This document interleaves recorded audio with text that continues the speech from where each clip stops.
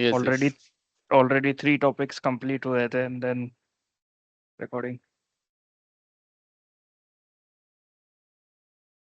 Sir recording जो है, अगर आज क्लास होता है तो आप कल भेज दिया करो, क्योंकि सर इससे थोड़ा सा सही होता है सेम डे में रिवीजन करना।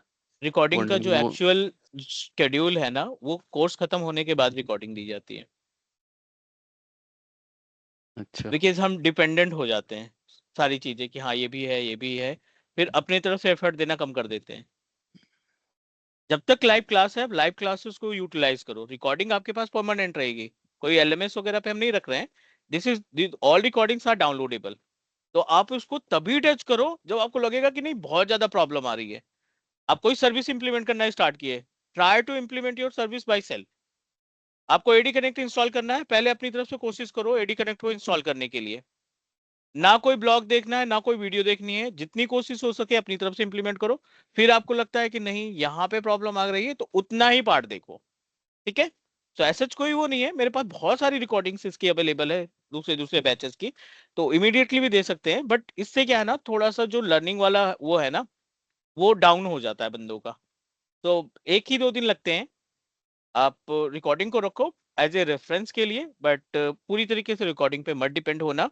कोशिश ये करना कि अपनी चीजों को ज्यादा इंप्लीमेंट करो और फिर बाद में रिकॉर्डिंग से थोड़ा थोड़ा पार्ट देखो, ठीक है। टेक्नोलॉजी नहीं है, डेफिनेटली रिक्वायरमेंट होती है, बट थोड़ा थोड़ा पार्ट को इसको यूटिलाइज करें, ज्यादा फोकस आपका प्रैक्टिकल पे होना चाहिए। डन।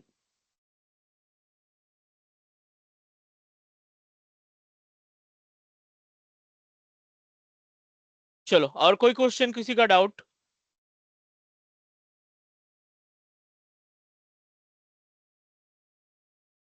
तो सर एक मेरा है, मैंने हाँ जी। पोर्टल पे ना अपना बनाया था अकाउंट्स, बट वहाँ पे ट्रायल की जगह ना वो सब्सक्रिप्शन 1 शो कर रहा है। तो एज यू गो में चला गया है या कौन सा सब्सक्रिप्शन दिखाई पड़ रहा है वहाँ पे? नहीं, बस वहाँ पे सब्सक्रिप्शन 1 शो कर रहा है। पे अपने जो क्रेडिट गो का के लिए वो, हाँ क्रेडिट कार्ड का किया था यूज, वो उसमें किस- क्रेडिट शो कर रहा है 17,000 के अराउंड, वो उसमें अमाउंट शो कर रहा है अभी। नहीं, बिल दिखाई पड़ रहा है या क्रेडिट अमाउंट है? नहीं, वो क्रेडिट अमाउंट शो करा है अभी 30 डेज के लिए, मतलब अब 2 दिन हो हाँ गए, ठीक है 28 डेज और उसमें ठीक है ठीक है, फ्री ट्रायल है तो अभी कितने वैलिडिटी कितना बचा है उसमें? वही 28 days. Please start your practical, ठीक है। ठीक है, कोई ये जो चार्जेस वगैरह तो नहीं कटेंगे ना उसके सर नहीं नहीं अभी? नहीं, नो वरी अबाउट इट, कोई चार्जेस वगैरह इसके नहीं कटेंगे। आप जो है ना चीजों को आसानी से मैनेज कर पाओगे, ठीक है सर, ओके। है ना। फ्री ट्रायल में अभी इन्होंने चेंज किया है, सब्सक्रिप्शन के नाम से दे रहे हैं। अगर क्रेडिट हाँ अभी अमाउंट वो, दे रहा है तो दैट वेल एंड गुड, क्योंकि आपको मिलते हैं $200। तो $200 का लगभग 17,000 रुपीज हुआ। ये जैसे अभी मेरा MSDN सब्सक्रिप्शन एक्टिवेट हो गया है। जी I hope you guys are able to see my screen. यहाँ पे सब्सक्रिप्शन मैंने एक नया एक्टिवेट किया है, this is also a kind of MSDN। आप देखिए 8,399 रुपीज, इसका मतलब $100 में ये हमें अमाउंट मिला है INR में। इसका इस्तेमाल हम महीने भर कर सकते हैं। नेक्स्ट मंथ फिर से ये क्रेडिट हो जाएगा। तो आपको अगर 17,000 दिखाई पड़ रहे हैं तो इट मीन्स दैट आप अभी फ्री मैंने ट्रायल अकाउंट चैट पे में ही सर हैं। आपको उसका भेजा है, वो एक स्नैपशॉट। हाँ, तो ये फ्री ट्रायल है, कोई इशू नहीं इसमें, यू कैन यूज इट, ठीक है सर, ओके। ठीक है। सो अगले पॉइंट पे चलते हैं। पहला मॉड्यूल हमने ऑलमोस्ट कंप्लीट किया है, CLI का पार्ट रिमेनिंग है। अभी मेरा सर्वर थोड़ा सा डाउन हो गया है because I am changing my processor. i3 था, मैंने i7 के लिए अभी इसमें कनेक्ट करना है। So tomorrow we are going to discuss about the PowerShell activity, क्योंकि I need to change the processor. Number of virtual machine इसमें नहीं रन कर पा रही है, रैम और स्टोरेज की कोई इशू नहीं, बट प्रोसेसर की वजह से उसमें वर्क नहीं हो पा रहा है। आज हम स्टार्ट करने वाले हैं another module which is storage. Azure storage services में जो भी ऑप्शंस होते हैं उनको सबको कंप्लीट करेंगे। And tomorrow will discuss about the PowerShell. 1 घंटे का टाइम लगेगा पावर सेल को कंप्लीट करने के लिए, and then will again continue with the storage वाला सर्विसेज। AD जो है माइक्रोसॉफ्ट इंट्रा आईडी है, हर एक मॉड्यूल में इसका रोल है। इट्स नॉट मैंडेटरी कि कंप्लीट हो गया। आप स्टोरेज यूज करेंगे वहां पे भी AD आएगा, वर्चुअल मशीन को मैनेज करेंगे वहां पे भी एक्टिव डायरेक्टरी सर्विसेज आएगी, नेटवर्किंग में भी AD आएगा कस्टम डोमेन वगैरह ऐड करने के लिए, और लास्ट में बैकअप के पार्ट में भी जब हम बैकअप और रीस्टोर और एप्लीकेशन तैयार करेंगे तब भी हमें एक्टिव डायरेक्टरी सर्विसेज यानी माइक्रोसॉफ्ट इंट्रा एडमिन सेंटर का यूसेज आएगा। So let's talk more about it. अभी हम यहाँ पे और प्रोसीड करते हैं। We are going to start from the very basic, very basic in the sense like I'm talking about कि स्टोरेज से के बेस से चलते हैं और स्टोरेज के बेस को समझते हैं and then will try to understand about कि जो एज्योर के पोर्टल पे स्टोरेज सर्विसेज रहेंगी या एज्योर के पोर्टल पे जो स्टोरेज सर्विसेज हमें दिखेंगी उनको हम किस तरीके से मैनेज कर पाते हैं या क्या क्या ऑप्शंस दिखाई पड़ते हैं। एज्योर स्टोरेज, इसमें थोड़ी सी प्रीरिक्विजिट है कि आपको भी थोड़ा बहुत आइडिया होना चाहिए स्टोरेज से related, not much but basic understanding related to the storage services होनी चाहिए। Let me start from the according to the content base से start कर रहे हैं, जिसमें सबसे पहले हम बात करेंगे what is storage, जो कि important है हमारे लिए। We are going to discuss about the storage, basic of storage, then types of storage और ऐसे करके जितने भी कंटेंट होते हैं स्टोरेज का वो सब कंप्लीट करने वाले हैं।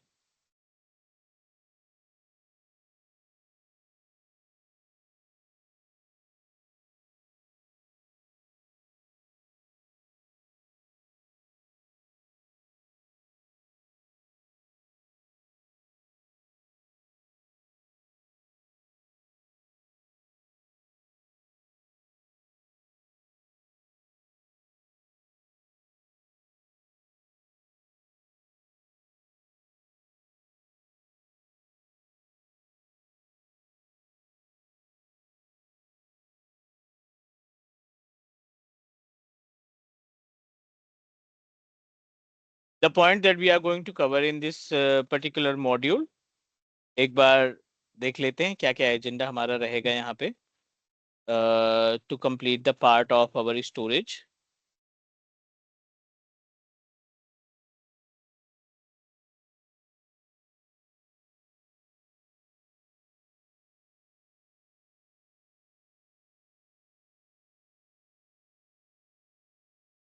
सबसे पहले we are going to discuss about what is storage, then we'll talk about the gap between SAN and NAS storage। Apart from this, storage protocol के बारे में हमें मालूम होना चाहिए कि कितने प्रोटोकॉल्स की रिक्वायरमेंट होती है। Then we are also going to discuss about the concept of Azure storage account। After Azure storage account, we'll talk about structure and unstructured data।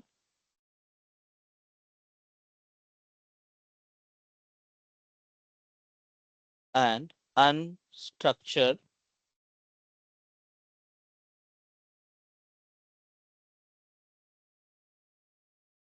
Data के बीच में गैप क्या है उसके बारे में।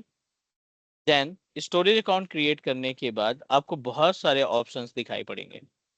The options are directly related to the storage management, जैसे कि blob option आपको मिलेगा, आपको फाइल शेयर का ऑप्शन मिलेगा, you will find the option of table और यहाँ पे क्यूज का ऑप्शन दिखाई पड़ेगा।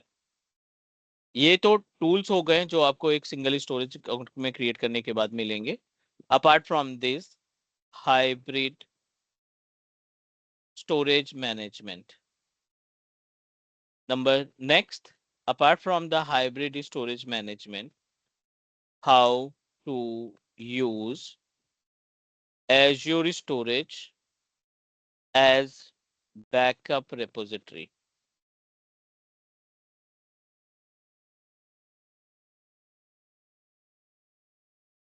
आप अपने Azure storage को एज ए बैकअप रेपोजिटरी किस तरीके से इस्तेमाल करेंगे, ये सारा पॉइंट अवेलेबल है।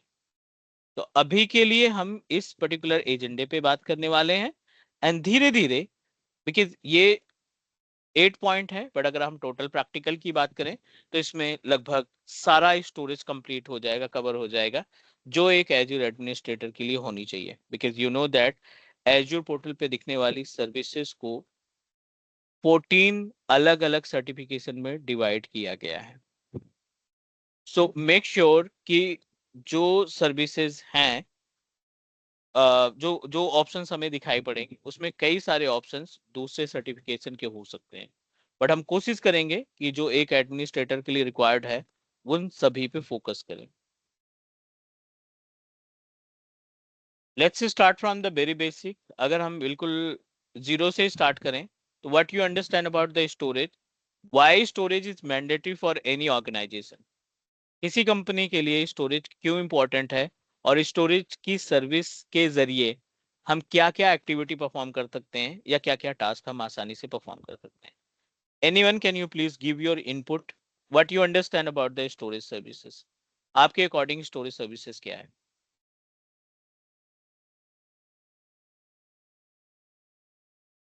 Anyone can you please reply?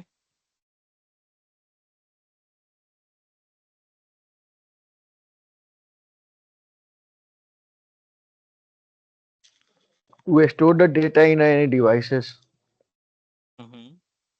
using some technique like SQL or Windows copying system, Linux copy system. Storage we can say that, ठीक है बोल सकते हैं। और कोई, और किसी का input?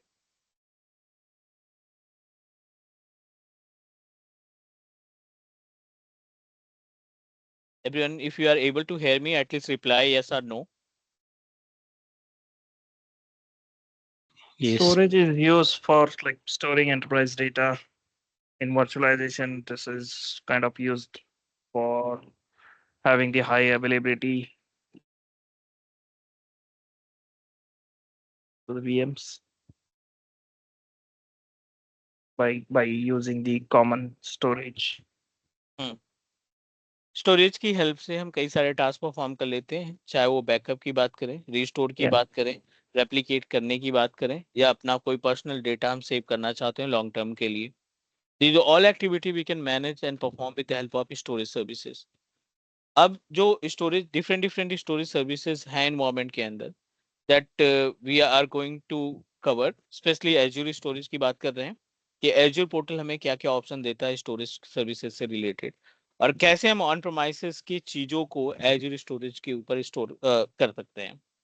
So storage is a just a simple part. You can say that it's a type of device or it's a type of place जिसका इस्तेमाल करके हम अपना बैकअप का एनवायरनमेंट सेटअप कर सकते हैं, रेप्लिकेशन इस्टेब्लिश कर सकते हैं, या फिर आपको स्नैपशॉट को रखना है या फाइल को स्टोर करके रखना है, वो भी सारा का सारा टास्क हो सकता है। I am not going to add file system and RAID system क्योंकि वो ऑन प्रोमाइसेस में ज्यादातर आ जाता है। हमें यहाँ पे क्लाउड का स्टोरेज सीखना है, that is the reason we are just going to cover the part of SAN and NAS storage. अगला जो पॉइंट है यहाँ पे हम बात करने वाले हैं अबाउट सैन स्टोरेज और नैस स्टोरेज। इससे काफी ज्यादा आइडिया लग जाएगा कि हमारा जो इन्वायरमेंट है वो किस तरीके से वर्क करता है। तो सैन स्टोरेज की अगर हम बात करें तो as per the name suggest this is applicable for within the premises. इसको जो हम सेटअप करते हैं ना वो विद इन द प्रोमाइसेस यानी ऑर्गेनाइजेशन के लिए एप्लीकेबल है, जिस ऑर्गेनाइजेशन में आपने रिसोर्सेज को एस्टैब्लिश कर रखा है। For example, multiple machines are available, multiple servers are also available, जैसे कि ESXi होस्ट हो गया या फिर SQL सर्वर आपने स्टैब्लिश कर रखा है, या आपने कोई वेब सर्वर को स्टैब्लिश कर रखा है, या कोई आपने डेटाबेस सर्वर स्टैब्लिश कर रखा है। किसी भी तरीके के रिसोर्सेज को आपने ऑन प्रोमाइसेस पे इम्प्लीमेंट कर रखा है और एक सैन डिवाइस आपने लगाई, एक स्टोरेज लगाया जिसकी कैपेसिटी में भी 50 TB के आसपास है, 50 TB के आसपास। अब ये 50 TB का स्पेस हर एक डिवाइस से जुड़ा हुआ है जो भी इन्वायरमेंट में है। All the machines are connected with our switch और आपका स्टोरेज भी अटैच है। सैन स्टोरेज को बोला जाता है, you can also say that block label storage, block label storage, or you can say that block based storage. The meaning of block label storage, इसमें जो स्पेस है 50 GB का, आप हर एक डिवाइस को उनकी रिक्वायरमेंट के अकॉर्डिंग हार्ड डिस्क शेयर कर सकते हो। सिक्वल ने बोला मुझे 2 TB की हार्ड डिस्क इमीडिएटली चाहिए, FTP ने डिमांड की 5 TB की हार्ड डिस्क, ESXi ने रिक्वेस्ट की 10 TB की हार्ड डिस्क मुझे चाहिए। तो ये जो स्पेस आप डिस्ट्रीब्यूट करोगे सैन से वो हार्ड डिस्क के फॉर्मेट में आएगा। मतलब उस कंप्यूटर की प्रॉपर्टीज में जाकर के, उस कंप्यूटर के डिस्क मैनेजमेंट वाले विजार्ड पे जाकर के जब आप डिस्क mgmt ओपन करेंगे तो आपको ये 10 TB स्पेस दिखेंगे, 2 TB का स्पेस दिखेगा, 5 TB का स्पेस दिखाई पड़ेगा उसमें, और वो ब्लैंक रहेगा and you can create your partition as per the requirement. 10 TB में आप 10 पार्टीशन, 20 पार्टीशन, 25 पार्टीशन, जितने भी पार्टीशन आप कॉन्फ़िगर करना चाहते हैं यू कैन डू दैट, क्योंकि ये ब्लॉक लेवल स्टोरेज कंसीडर किया जाता है। और the meaning of block level storage, जिसमें आप सारे स्पेस का इस्तेमाल अपनी रिक्वायरमेंट के हिसाब से मैनेज करेंगे। This is the actual example of our NAS SAN storage. NAS storage की बात करें तो सबसे पहले इसमें हम मेंशन कर देते हैं कि this is object label storage. इसको हम बोलते हैं ऑब्जेक्ट लेबल स्टोरेज। बहुत सिंपल सा फंडा है समझने के लिए। ऑब्जेक्ट लेबल स्टोरेज, पहला, ये वेब बेस्ड एक्सेस प्रोवाइड करता है। मान लीजिए आपने एक पुणे लोकेशन में अपना हेड ऑफिस मेंशन किया, this is HO, head office हमने स्टैब्लिश किया, और इसी लोकेशन में एक हमने 100 TB का स्टोरेज लगा दिया। This is our 100 TB of storage device. कुछ मशीनें डेफिनेटली इस लोकेशन में भी हैं, HO में भी है, हेड ऑफिस में भी है, और बहुत सारी ब्रांचेस हमने डिफरेंट डिफरेंट जियोग्राफिकल लोकेशन में ओपन कर ली। दुबई लोकेशन में हमने एक ब्रांच ओपन की, और पुणे लोकेशन में भी हम, दिल्ली लोकेशन में भी हमने एक ब्रांच स्टैब्लिश की। ये हमारा दुबई लोकेशन है। एंड नाउ, अब यहाँ पे इस दोनों ब्रांचों में हमने कोई भी स्टोरेज डिवाइस नहीं लगा रखा है। जो एग्जिस्टिंग स्टोरेज है, इसी एग्जिस्टिंग स्टोरेज को हम क्या करना चाहते हैं, डिस्ट्रीब्यूट करना चाहते हैं। 25 TB हमने डिसाइड किया दुबई के लिए, और 25 TB हमने डिसाइड की लिया दिल्ली के लिए। अब वहां पे जो मेन सर्वर होगा, कंट्रोलर होगा, ये 25 TB को डिस्ट्रीब्यूट करेगा वहां के रिसोर्सेज के साथ, वहां के कंप्यूटर्स के साथ, वहां के सर्वर के साथ। हमारी रिस्पॉन्सिबिलिटी खत्म, हम अपने इस स्पेस को डिस्ट्रीब्यूट कर दिया पूरे ब्रांच के लिए। अब ब्रांच की जिम्मेदारी बनती है कि उसको किस तरीके से वो डिस्ट्रीब्यूट कर रहे हैं, कौन सी पॉलिसी दे रहे हैं, किसको कितना स्पेस दे रहे हैं, वो उनकी हेडेक हो गई। ऑब्जेक्ट लेवल स्टोरेज का एग्जांपल अगर हम बात करें तो बहुत सारे एग्जांपल हैं जो हम डेली बेसिस पे यूज भी करते हैं, जैसे कि गूगल ड्राइव, ये आपका कोर ऑब्जेक्ट लेवल स्टोरेज है। आई क्लाउड का हम इस्तेमाल करते हैं, हम यहाँ पे वन ड्राइव का भी इस्तेमाल करते हैं। ये जो स्टोरेज है ये आपके ऑब्जेक्ट लेवल स्टोरेज कहलाते हैं। क्यों ऑब्जेक्ट लेवल इसलिए बोला जाता है, क्योंकि इन स्टोरेज को हम डायरेक्टली किसी मशीन में हार्ड डिस्क के फॉर्मेट में नहीं लगा सकते। 15 GB स्पेस मिलता है जब हम अपने आप को साइन अप करते हैं जीमेल अकाउंट के ऊपर, तो आपको 15 GB का स्पेस बाय डिफॉल्ट कॉम्प्लीमेंट में गूगल प्रोवाइड कर देता है। आई क्लाउड में अगर आई क्लाउड का अकाउंट बनाते हैं तो 5 GB आपको आई क्लाउड देता है, एप्पल देता है। 25 GB के आसपास आपको वन ड्राइव प्रोवाइड करता है। लेकिन ये सारे के सारे स्पेस आप अपने मशीन में, आप अपने लैपटॉप में, आप अपने टैबलेट में कनेक्ट कर सकते हैं, लेकिन उनको एज ए हार्ड डिस्क इस्तेमाल नहीं कर पाएंगे। So this is the actual gap between SAN storage and दूसरा अपना NAS स्टोरेज। उम्मीद है चीजें समझ में आ रही होंगी।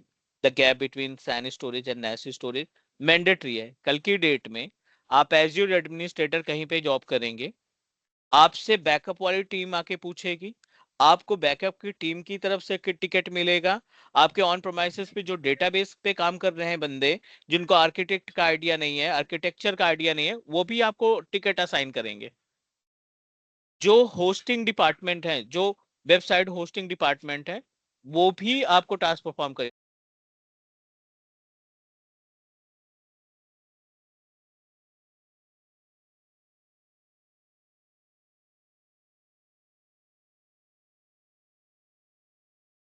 तो these types of activity that we need to perform and make sure कि आप इन सभी चीजों को, उन टिकट को समझना, सबसे बड़ा इंपॉर्टेंट पार्ट ये है कि उन टिकट को समझना और उनकी रिक्वायरमेंट को फुलफिल करना। बेसिक आइडिया नहीं रहेगा, we are not able to recognise कि टिकट में पूछना क्या चाहता है, या इस पर्टिकुलर टिकट को रिजॉल्व कैसे करेंगे।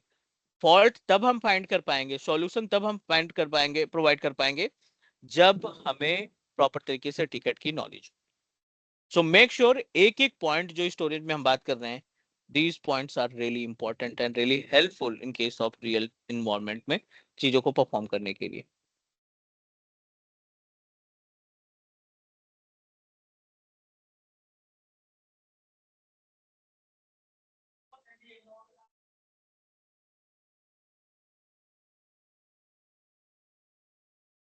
किसी का कोई क्वेश्चन? अभी जो हमने सैन और नेस के बारे में बात की, No issue, sir. Could you please like give us some use cases like SAN is used for what purpose, NAS is used for what purpose, just in case like right? SAN storage का databases, virtual machine, हाँ backups. नहीं देखो, Yeah. सैन और Mhm. NAS कभी ये decide नहीं करता कि हमें कौन सा डेटा दीजिए आप. Mhm. Data in the sense I'm talking about, both are applicable to store both types of data, structure and structure. They are responsible to just assign you space. These SAN and NAS services are responsible to just give you the space to put your any kind of data. But question, why we need to establish SAN and in which situation we need to establish NAS? SAN की बात करें तो with in the प्रोमाइसेस है, एक particular branch में आपने तैयार किया है. We can use our SAN storage for various purpose. जैसे you can use it as a share storage. सबसे important part. The meaning of share storage to distribute the space to number of machines or servers which are available in the infrastructure. Number second, the SAN storage is also applicable for the backup purpose. You can also use it for the replication services. और इसका इस्तेमाल किया जाता है restore point को भी create करने के लिए. If you are going to set up a restore point, then also SAN storage come into the picture. Apart from this, अगर आप snapshot बना रहे हो, you are going to create a snapshot for your virtual machine.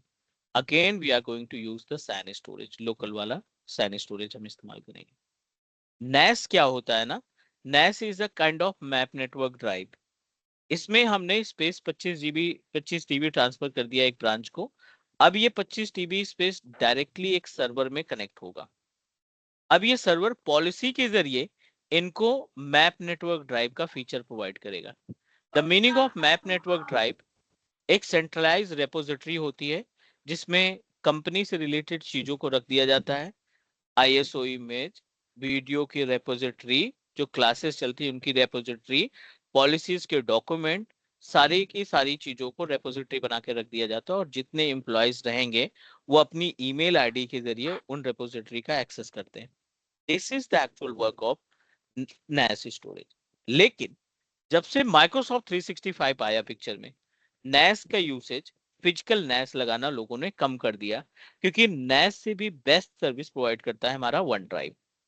आप जितने licences खरीदोगे, हर एक licence में आपको 2 TB का स्पेस बाय डिफॉल्ट रहता है, लेकिन अनलिमिटेड स्पेस तक हम उसको इंक्रीज कर सकते हैं. एक पर्टिकुलर वन ड्राइव को आप नंबर ऑफ डिवाइसेस के साथ भी मैप किया जा सकता है. फोन पे लगा लो, टैबलेट पे लगा लो, मोबाइल लैपटॉप पे लगा लो, आप डेस्कटॉप पे लगा दो.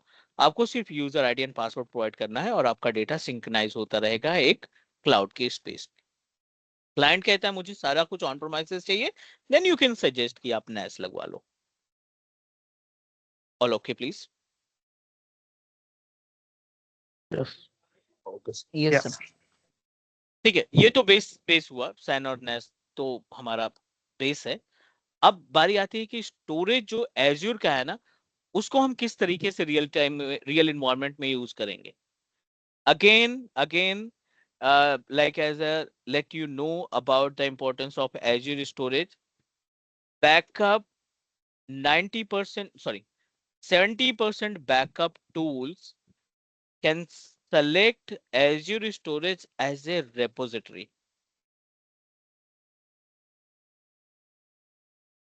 टॉप 10 बैकअप की बात करें, जो टूल्स हैं, सॉफ्टवेयर हैं, Veeam backup and replication, Commvault, Barracuda, Datto, Shadow Protect, NetApp, ये मोस्ट पॉपुलर बैकअप सॉफ्टवेयर है. हर एक बैकअप सॉफ्टवेयर को जब आप ओपन करोगे ना रेपोजिटरी बनाने के लिए, हर एक बैकअप में एक्सटर्नल रेपोजिटरी में सबसे पहला नाम एज्योर स्टोरेज का आएगा. और कंपनियां कोशिश भी करती हैं कि अपना जो बैकअप वो ले रही है ना, बाराकूडा के थ्रू, कॉमवॉल्ट के थ्रू, Veeam बैकअप के थ्रू, NetApp के थ्रू, उनको उठा करके वो एज्योर पे ही रखते हैं end of the day. Reason उसके पीछे है, Azure portal work just like as a Windows operating system. जब आप टूल को एज्योर स्टोरेज से जोड़ते हो तो एक एजेंट इंस्टॉल होता है। जैसे आप विंडोज पे बहुत आसानी तरीके से एजेंट वगैरह इंस्टॉल करके चीजों को मैनेज कर लेते हैं, वैसे एज्योर को कनेक्टिविटी करने के लिए जो एजेंट होता है बहुत ही स्मूथ तरीके से दोनों के बीच में कम्युनिकेशन इस्टेब्लिश करता है। आप बैकअप ऑन प्रोमाइसेस पे ले रहे हैं किसी भी चीज का, लेकिन उसका जो फाइल है, उसका जो डेटा है, उसका जो जो जो रिस्टोर पॉइंट है वो क्लाउड में बन रहा है, वो एज्योर स्टोरेज में बन रहा है। एक डायग्राम में हम आपको सारी चीजें समझाने की कोशिश करते हैं कि स्टोरेज किस तरीके से वर्क करता है और मार्केट की रिक्वायरमेंट के अकॉर्डिंग टाइम टू टाइम हर 6 महीने, साल भर में, 1.5 साल में एज्योर अपने सर्विसेज में चेंजेस करता रहता है as per the market requirement. आज का स्टोरेज अकाउंट और 4 साल पहले का स्टोरेज अकाउंट आप कंपेयर करिए, आप देखोगे 4 साल पहले वाला स्टोरेज अकाउंट तो आप बोलोगे तो इसमें बहुत ज्यादा कुछ चीजें नहीं है, मैं 1 घंटे में सारा स्टोरेज पार्ट रट ले सकता हूँ, 1 घंटे में सारा स्टोरेज पार्ट मैनेज कर सकता हूँ। But now what is, they added lots of services, बहुत सारी सर्विसेज को उन्होंने ऐड किया। चलिए, स्टोरेज अकाउंट होता है एक, एज्योर पोर्टल के ऊपर हम स्टोरेज अकाउंट क्रिएट करते हैं और you can say that this is the collection of multiple storage services. Storage account के अंदर 2 कैटेगरी हम डिवाइड कर लेते हैं स्टोरेज की। एक आपका आएगा स्ट्रक्चर डेटा स्टोरेज और दूसरा आएगा अनस्ट्रक्चर स्टोरेज, जो अनस्ट्रक्चर डेटा को स्टोर करने का काम करेगा। सबसे पहले हम इनके बीच में गैप समझते हैं। If anyone want to suggest the gap between structure and unstructure, most welcome. कोई भी सिंगल इनपुट। स्ट्रक्चर डेटा में तो सब जो डेटाबेस से रिलेटेड फाइल्स आती है जैसे टेबल्स और लाइक एसक्यूएल और एक्सेल वगैरह के में डेटा जो है वो वीडियो स्ट्रक्चर्ड होते हैं, वीडियो फाइल्स, इमेजेस वगैरह। तो और अनस्ट्रक्चर्ड लाइक हम जो फाइल वगैरह यूज करते हैं या फिर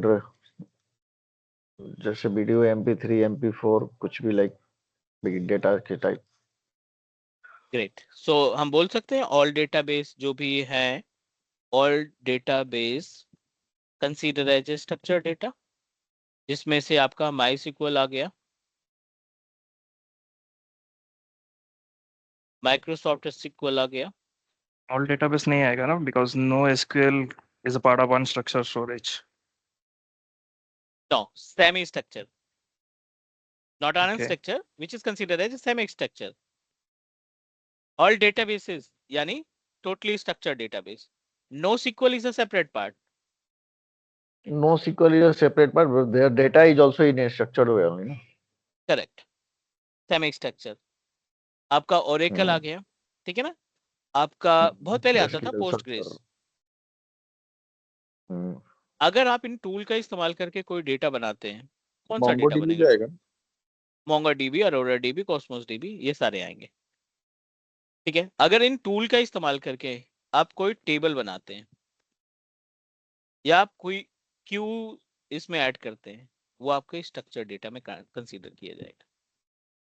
अनस्ट्रक्चर डेटा में XYZ डेटा कुछ भी हो, डॉक्यूमेंट हो गया आपका, PDF फाइल हो गई, MP4 हो गया, MP3, है ना, वीडियो हो गया, image, all images, PNG, JPG, all image format, PNG हो गया, JPEG हो गया, JPEG हो गया, जो भी है, ये सारे के सारे डेटा आपके कंसीडर किए जाते हैं अनस्ट्रक्चर के फॉर्मेट में। अब एज्योर ने इन दोनों पार्ट को सेग्रीगेट कर दिया है, डिवाइड कर दिया है 2 पार्ट में। अगर आपको unstructured data, sorry structure data ले जाना, कॉन्फ़िगर करना है, तो आप 2 सर्विसेज की हेल्प लेंगे, एक टेबल का और एक क्यूज का। ये दोनों सर्विसेज आपकी मदद करती हैं स्ट्रक्चर डेटा को स्टोर करने के लिए। और अगर आप अनस्ट्रक्चर डेटा स्टोर करना चाहते हो तो एक आएगा कंटेनर, है ना, और दूसरा आएगा फाइल शेयर।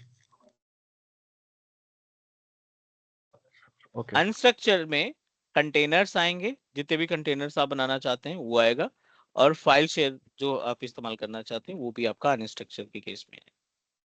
कंटेनर्स क्या होते हैं sir? Like is it like file directory और समथिंग? नहीं, कंटेनर के अंदर ब्लॉक बनता है, ब्लॉक ओके ब्लॉक के अंदर आप फोल्डर वगैरह फाइल वगैरह अपलोड करते हो।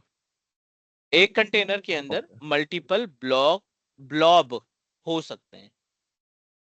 All okay? Okay yes okay ठीक है, चलिए नेक्स्ट प्रोसीड करते हैं। ये तो हो गई बात अभी concept wise, theoretical wise. Meanwhile हम अपने पोर्टल पे भी चलते हैं पैरेलली। एज्यूर का पोर्टल है, और आई थिंक यहाँ पे हमारे पास स्टोरेज का ऑप्शन दिखाई पड़ रहा है। राइट पैनल पे आपको बहुत सारे स्टोरेज के ऑप्शन दिखाई पड़ रहे हैं। I am going to create one storage account. हम यहाँ पे क्या करने वाले हैं, एक स्टोरेज अकाउंट तैयार करने वाले हैं,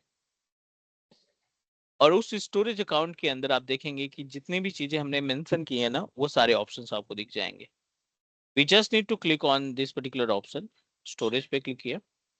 कुछ स्टोरेज सर्विसेज ऑलरेडी अवेलेबल है, बट अनफॉर्चुनेटली वो सब्सक्रिप्शन हमारा आई थिंक डिसेबल्ड है। So I am going to create a new storage.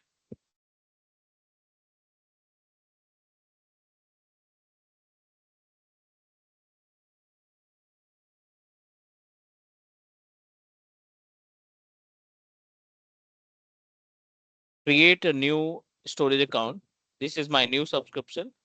इसमें एक रिसोर्स ग्रुप है हमारा एज्यूर लाइव करके, Azure AG104 live. Storage account थोड़ा सा यूनिक रखना पड़ेगा, सो I am going to proceed with class storage.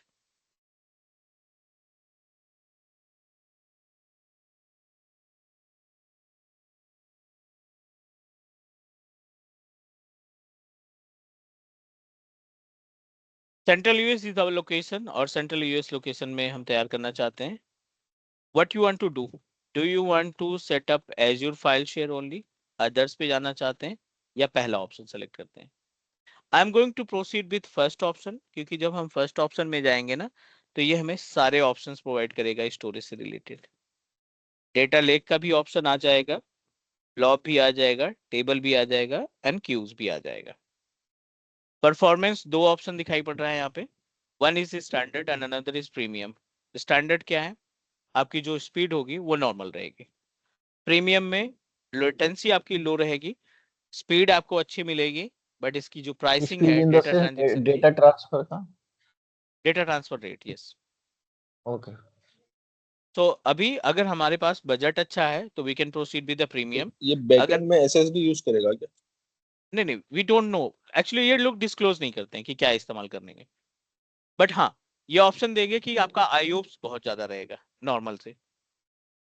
Definitely आज की डेट में SSD ही इस्तेमाल करते हैं।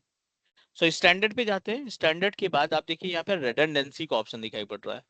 द रेडंडेंसी, द मीनिंग ऑफ रेडंडेंसी, आपको एक दो तीन चार ऑप्शन दिखाई पड़ रहे हैं।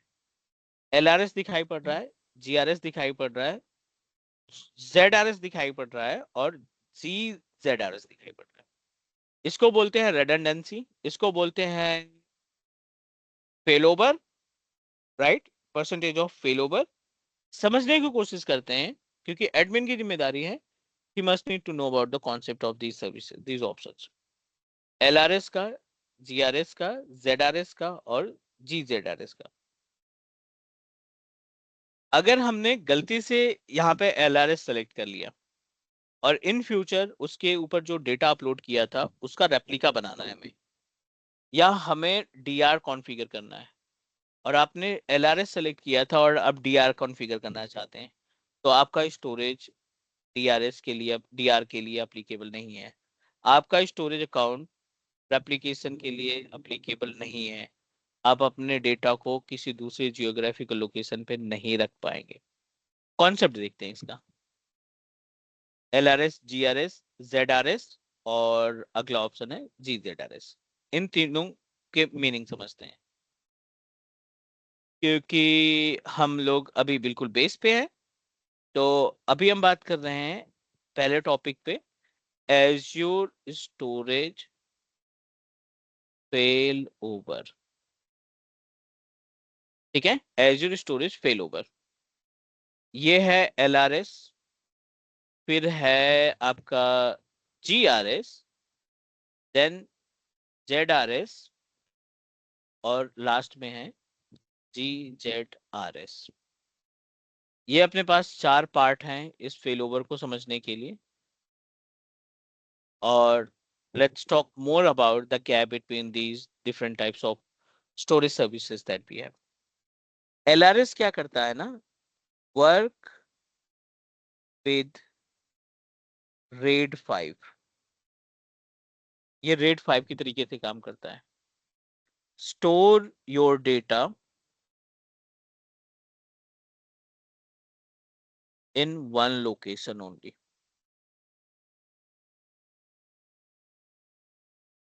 With 3 copies. This is the actual work of our LRS. क्या नहीं मिलेगा? No replication, ठीक है। नो DR, इसमें ना आप डिजास्टर रिकवरी तैयार कर पाएंगे और ना ही अपने डेटा को रेप्लिकेट कर पाएंगे। It will not support you to protect your data by using replication and disaster recovery. ये दोनों सर्विसेज LRS वाले स्टोरेज अकाउंट के लिए एप्लीकेबल नहीं है। एवरीवन, अगर चीजें समझ में आ रही हैं तो प्लीज ओके कर दो, because it will impact you कि जब आपसे बोला जाएगा ना तो उस टाइम पे फिर क्वेश्चंस आपके आएंगे। 3 कॉपी ये डेटा का तैयार करेगा तो ये रेप्लिका तो हो ही गया सर। लोकेशन एक है ना, आप देखो ओके।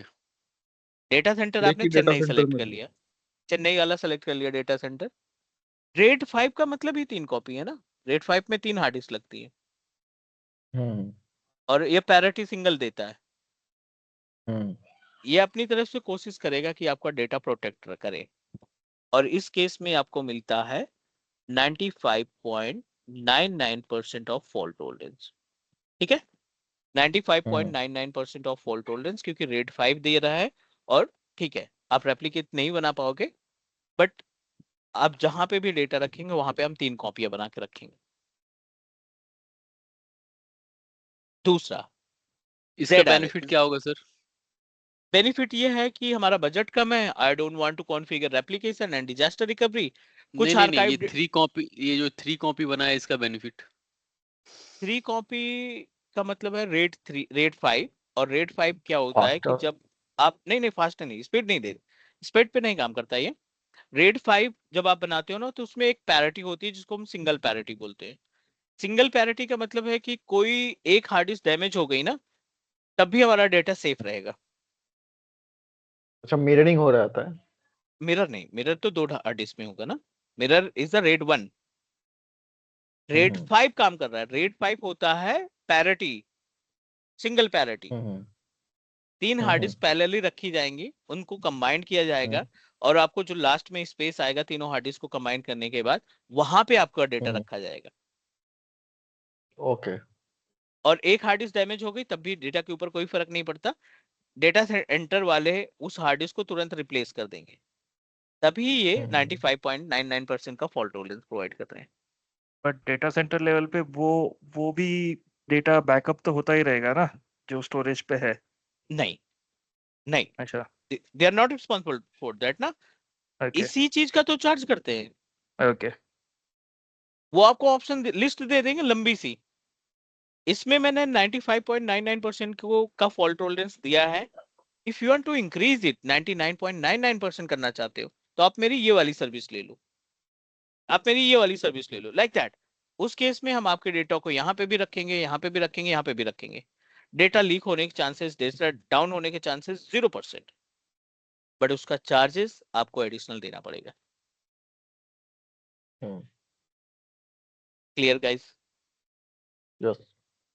अब सर आ इसमें जाते जैसे हैं। आपने बोला रेप्लिकेशन नहीं होगा, हाँ नहीं होगा। तो इसमें जैसे एज्यूर जो साइट रिकवरी अपन जब करेंगे तो उसमें ये LRS पे जो डेटा होगा उससे नहीं कर सकते क्या?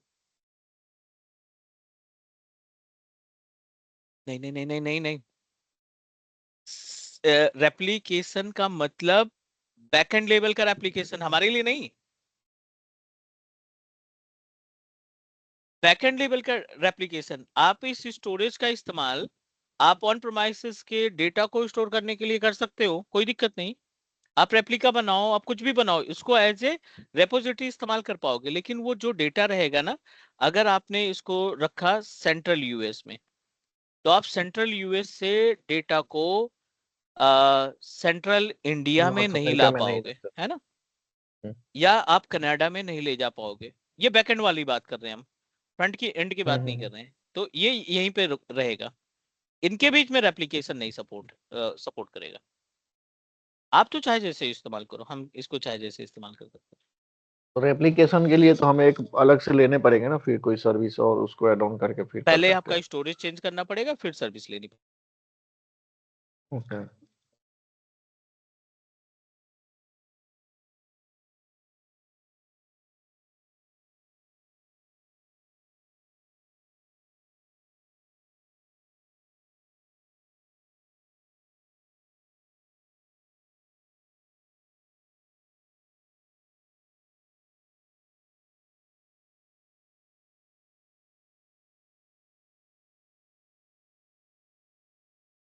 चलो फटाफट से इनका कॉन्सेप्ट क्लियर करते हैं, ताकि आपको प्रैक्टिकली बहुत सारी चीजें प्रूव करके दिखा सके।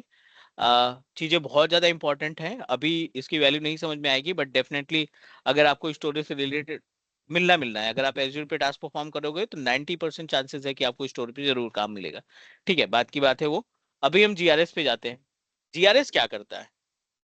पहली चीज, ये जो जीआरएस है ना, help to, no, not help to, automatic, sorry, it will give us an option to create 6 copy of your data.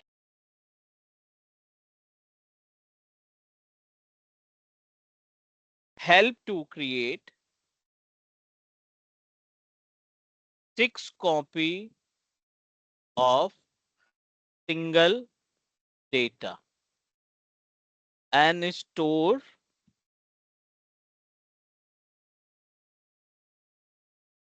in 2 location. इसमें दोनों सपोर्ट करेगा, रेप्लिकेशन सपोर्ट करेगा और आपका दूसरा पार्ट भी सपोर्ट करेगा, डिजास्टर रिकवरी का। बट ध्यान रखना, ये अपने मन से कॉन्फ़िगर करके नहीं देगा, आपको करना पड़ेगा। तीसरा, ZRS पे आ जाते, which is considered as a zone redundant. The meaning of zone redundant, ये आपको 9 कॉपी क्रिएट करने का ऑप्शन देता है फॉर 3 लोकेशन।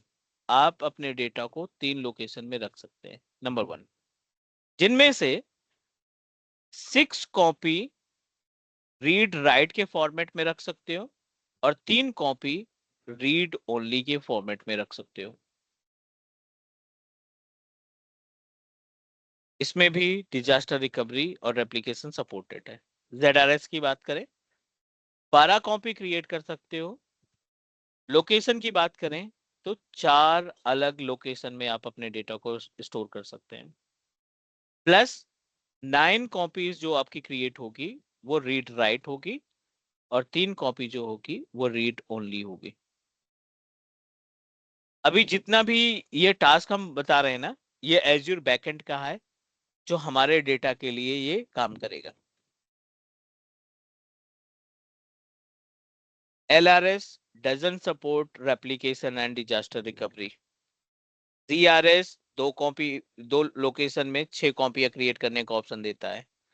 ZRS 9 कॉपीज बनाने का ऑप्शन देता है, 3 लोकेशन में रख सकते हैं। GZRS 12 कॉपीज क्रिएट कर सकते हैं और 9 copies read and right, 3 copy जो हमारी रीड ओनली के फॉर्मेट में रखेगा। किसी का कोई क्वेश्चन या डाउट है तो let me know, because we are moving to the next topic.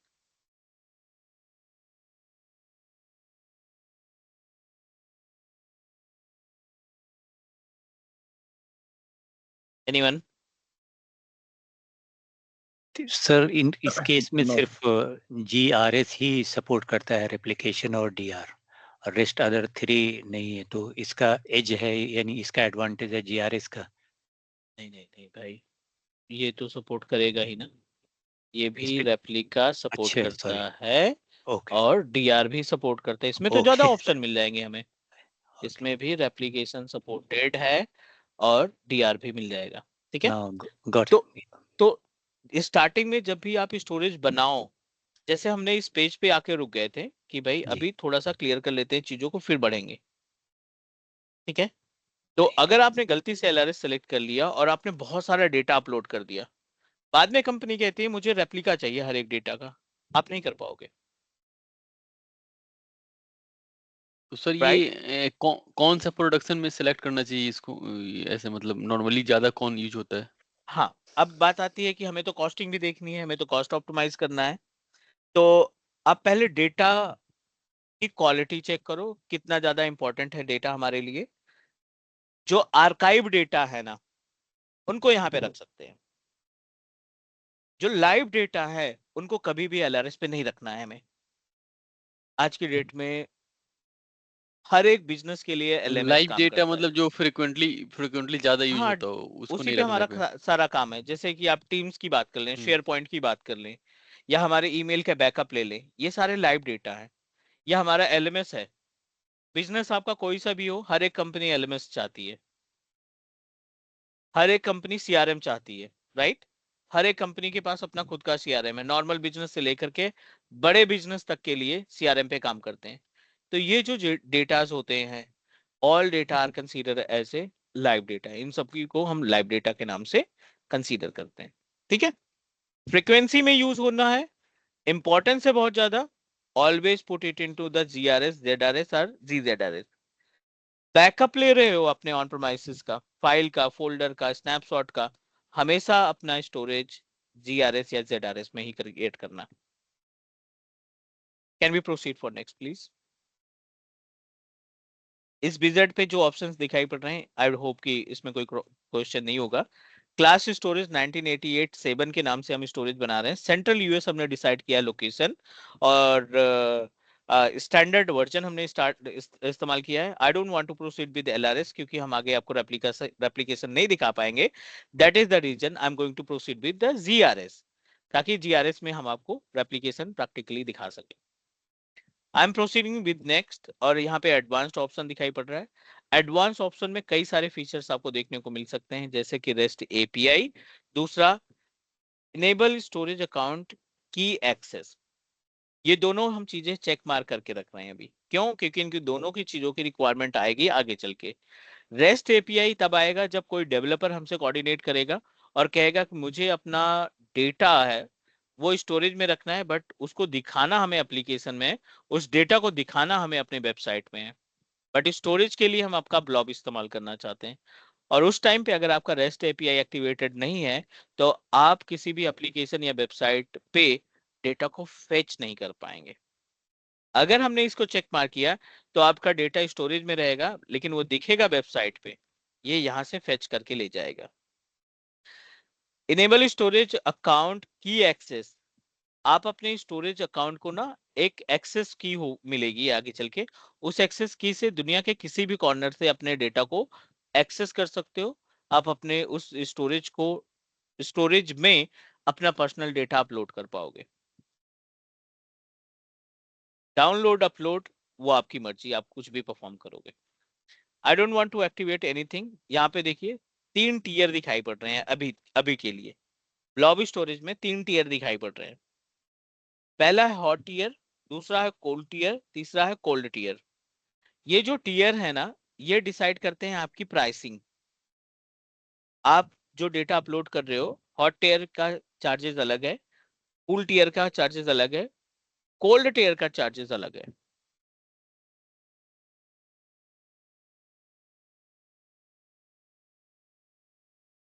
ये बता भी रहा है, optimise for frequently accessed data and everyday usage scenarios. अगर आपको लगता है कि नहीं मेरा डेटा डेली बेसिस पे यूज होगा, प्लीज हॉट स्टोरेज सेलेक्ट कर लो आप। Optimise for frequently access data and backup scenario. 6 महीने हो गया, साल भर हो गया, बैकअप पड़ा है वहां पे, कभी जरूरत पड़ रही 6 6 महीने बाद, तब आप कूल टीयर में जाएंगे। Optimise for rarely accessed data. And backup scenario. Backup तो हमने कर लिया, सीसीटीवी कैमरा का सारा डेटा उठाया और हमने कोल्ड में रख दिया। मैनुअल से चार्ज दे रहे हैं, सालों साल हमारा डेटा वहीं पे स्टोर है।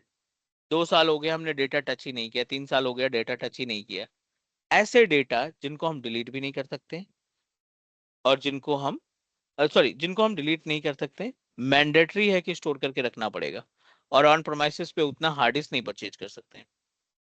आज की डेट में छोटा ऑफिस हो बड़ा ऑफिस हो, हर एक ऑफिस में 25 से 30 सीसीटीवी कैमरा अवेलेबल रहते हैं और हर एक कैमरे की रिकॉर्डिंग सेव करके रखी जाती है। ऑन प्रोमाइसेस पे अगर आप स्टोर करके रखते हैं तो हर महीने आपको कम से कम 5 से 7 टीबी की हार्ड डिस्क परचेज करनी पड़ेगी, which is really difficult, which is really costly. उससे कम रेट में हम एज्योर पोर्टल पे इनको स्टोर करेंगे।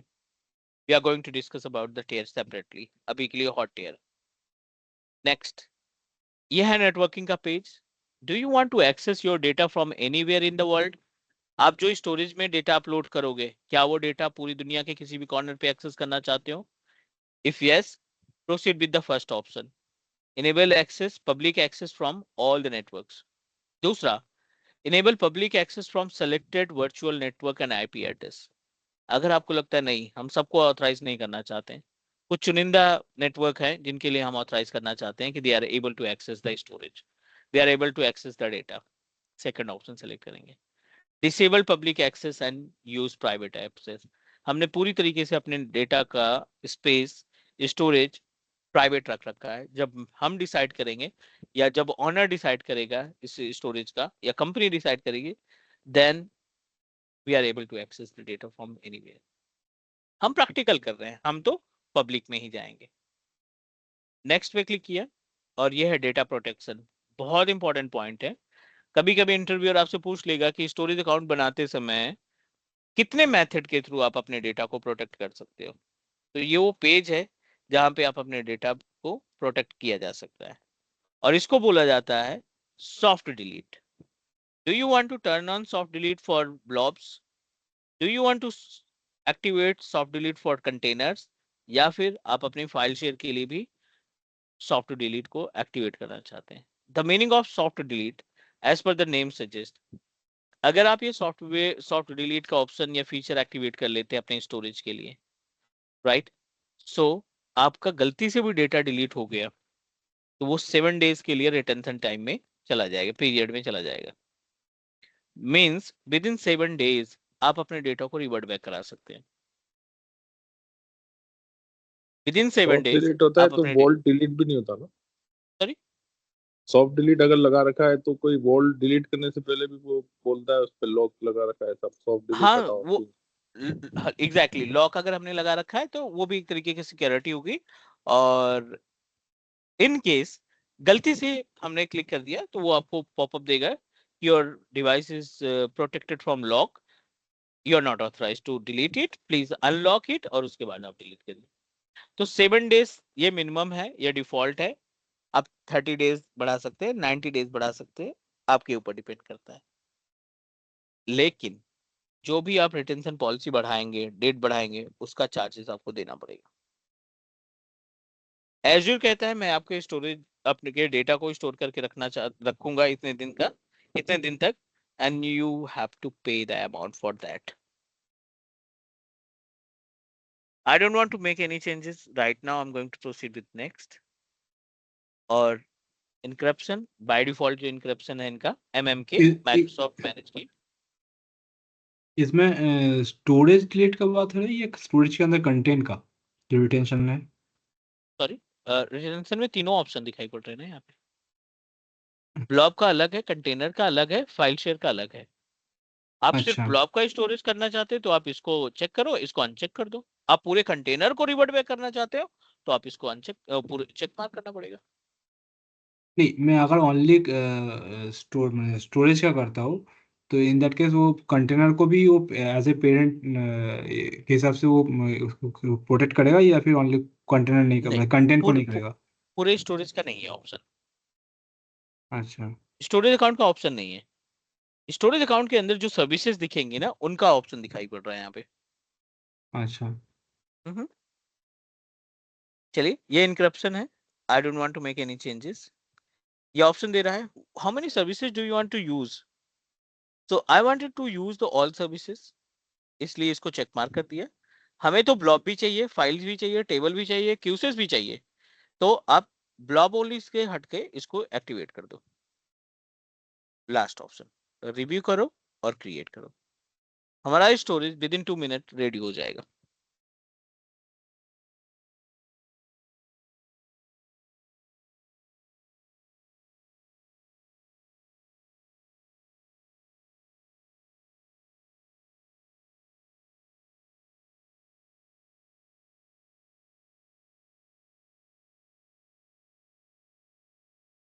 अब एक एज्योर एडमिन, एक एज्योर इंजीनियर इस स्टोरेज को कितने तरीके से इस्तेमाल करेगा, this is really important for us.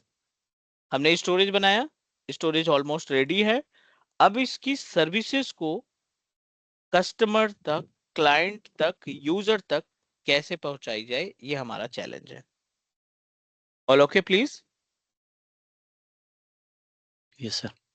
So Yes, sir. Storage account ready है, आप भी अपने सेटअप के साथ रेडी हो जाओ, क्योंकि I am going to give you task. आधा टास्क आप अपनी तरफ से करोगे, आधा टास्क हम यहाँ से करेंगे, क्योंकि I am just going to consider you guys are a customer और आप अपना अपना डेटा रखना चाहते हैं। I am not sharing my storage, I am not sharing my account detail, user ID, password, but आपको कुछ टूल के जरिए इसके से कनेक्टिविटी प्रोवाइड करेंगे।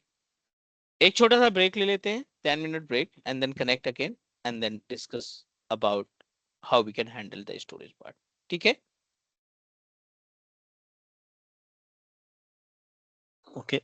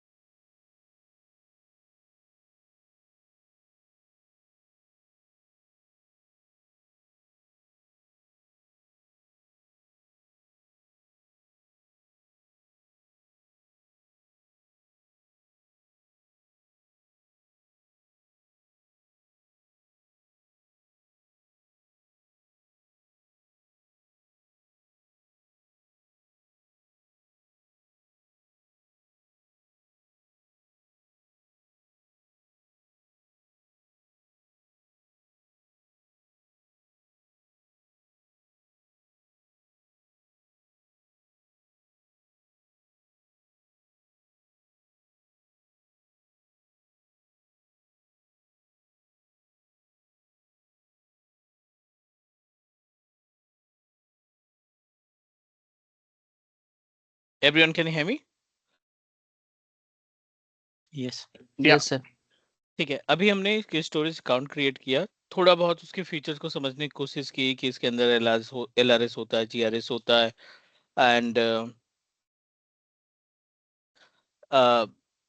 Different types of tier option available है। रिटर्न एंड टाइम हमने देखा कि सॉफ्ट डिलीशन की हेल्प से हम अपने डेटा को सिक्योर कर सकते हैं। थोड़ा सा रियल टाइम सिनेरियो बनाने की कोशिश करते हैं इसको, बट उसके पहले जो स्टोरेज हमारा रेडी हुआ है, how it's look like. This is our class storage 1988 जो अभी हमने थोड़ी देर पहले बनाया था। स्टोरेज अकाउंट में जाएंगे और ये पहला वाला स्टोरेज हमने जस्ट क्रिएट किया है, ये इसका रिसोर्स ग्रुप है, ये इसका सब्सक्रिप्शन है। I am going to open it. It's look like this. Overview option दिखाई पड़ रहा है, अपलोड का ऑप्शन है, एक्सप्लोरर का ऑप्शन दिखाई पड़ रहा है, डिलीट का ऑप्शन दिखाई पड़ रहा है, मूव का ऑप्शन दिखाई पड़ रहा है, and resource group primary and secondary दो लोकेशन में आप इसको स्टोर कर सकते हैं क्योंकि हमने GRS सेलेक्ट किया था। रेप्लिकेशन टाइप में GRS था और अकाउंट काइंड में वर्जन 2 यानी जनरल पर्पस वर्जन 2 अवेलेबल है। This is my subscription ID and this is the creation date. ठीक है, अब हमने इसको क्रिएट किया था। अब दूसरा इंपॉर्टेंट पार्ट, वैसे तो बहुत सारे ऑप्शंस दिखाई पड़ रहे हैं बट अभी हम चलते हैं डायरेक्टली अपने स्टोरेज में। जब आप डेटा स्टोरेज पे क्लिक करेंगे, थोड़ी देर पहले ही हमने डिस्कस किया था, जब भी आप स्टोरेज अकाउंट क्रिएट करते हो ना, आपको 4 अलग अलग ऑप्शन देखने को मिलेंगे। आपको यहाँ पे कंटेनर दिखाई पड़ रहा है, आपको यहाँ पे फाइल शेयर दिखाई पड़ रहा है, यहाँ पे क्यूज दिखाई पड़ रहा है, यहाँ पे टेबल दिखाई पड़ रहा है। The gap between these storage services, the gap between these storage services हमने पहले ही क्लियर कर दिया था कि the container and file share, container और फाइल शेयर जो है ना, वो आपका कंसीडर किया जाता है as a container file share type of unstructured data. Unstructured data storage, ये हमारा अनस्ट्रक्चर्ड डेटा स्टोरेज है। टेबल और क्यूज जो है वो स्ट्रक्चर्ड डेटा स्टोरेज है। मतलब अगर आप कोई डेटाबेस के थ्रू डिजाइन करते हैं स्टोरेज को, सो उस सिचुएशन में यू ऑलवेज यूज क्यूज या टेबल। डेटाबेस को स्टोर करने के लिए हम क्यूज और टेबल का इस्तेमाल करेंगे। All okay please? Okay sir. Yes. अब दूसरा इंपॉर्टेंट पार्ट, अब बारी आती है मैनेजमेंट की। हम जो स्टोरेज क्रिएट किए थे अभी थोड़ी देर पहले, उसको मैनेज कैसे किया जाए, उसको हम अपने कस्टमर तक, हम अपने यूजर तक कैसे पहुंचाएं। सो अगला जो पॉइंट है, azure storage management. Azure storage management, ठीक है। अब ये जो एज्योर स्टोरेज मैनेजमेंट है ना, वैसे तो कई सारे ऑप्शन है बट अभी हम मेनली दो पे चलते हैं। We have a two different way to manage our storage services. पहला, using Azure portal, और दूसरा ऑप्शन आपको मिलता है यहाँ पे using Azure Storage Explorer tool।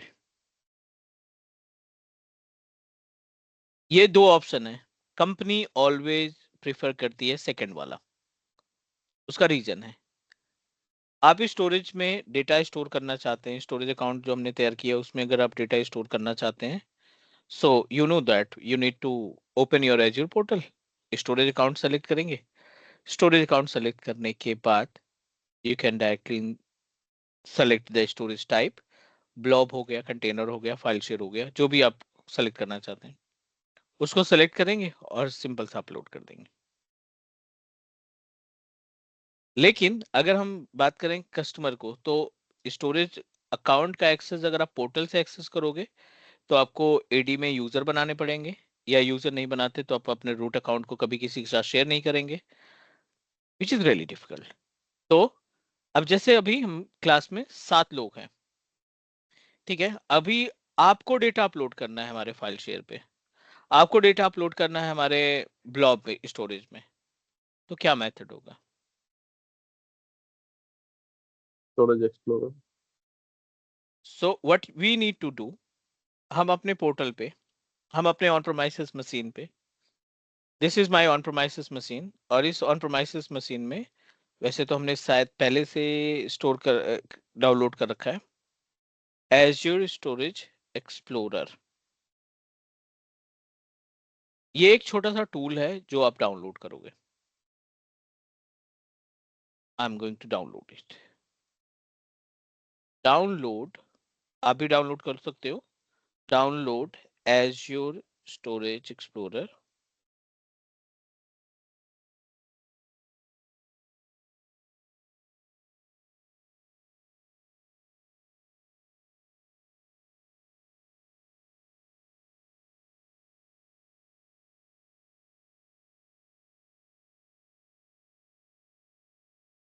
किस ऑपरेटिंग सिस्टम के लिए है, you just need to proceed.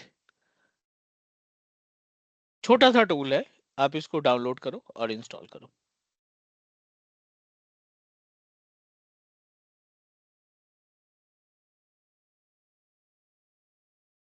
In progress.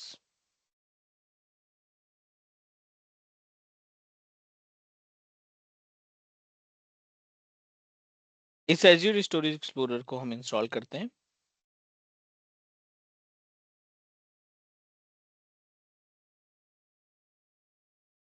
अपने बेस मशीन पे।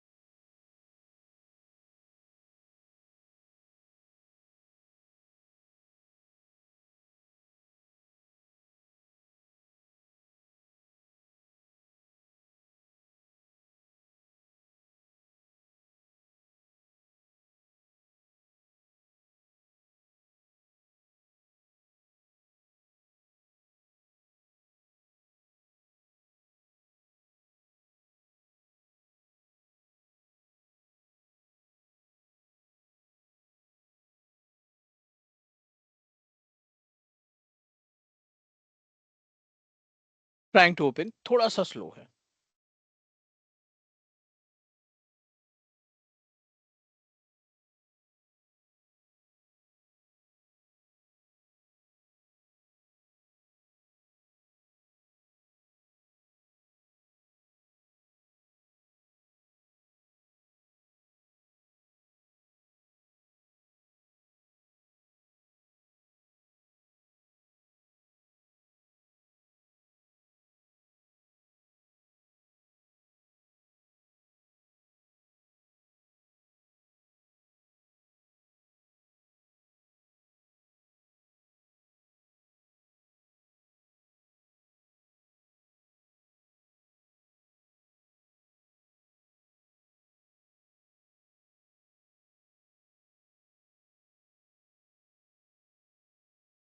And it's look like this. ठीक है, आपका Azure storage account, Azure storage explorer कुछ इस तरीके से दिखाई पड़ेगा, और हम अपने स्टोरेज अकाउंट को इसके साथ कनेक्टिविटी प्रोवाइड करने की कोशिश करने वाले हैं।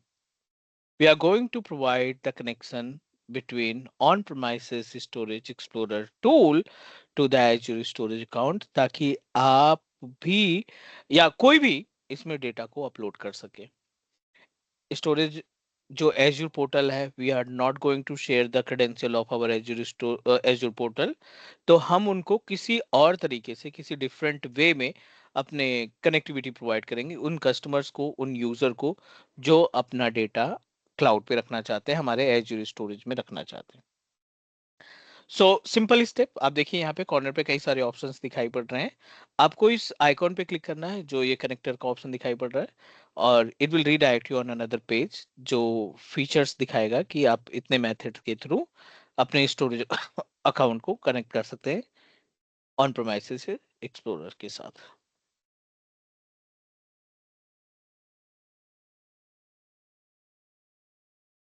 ठीक है, so now we are able to find multiple options are available. यहाँ पे अपने पास मल्टीपल ऑप्शंस दिखाई पड़ रहे हैं।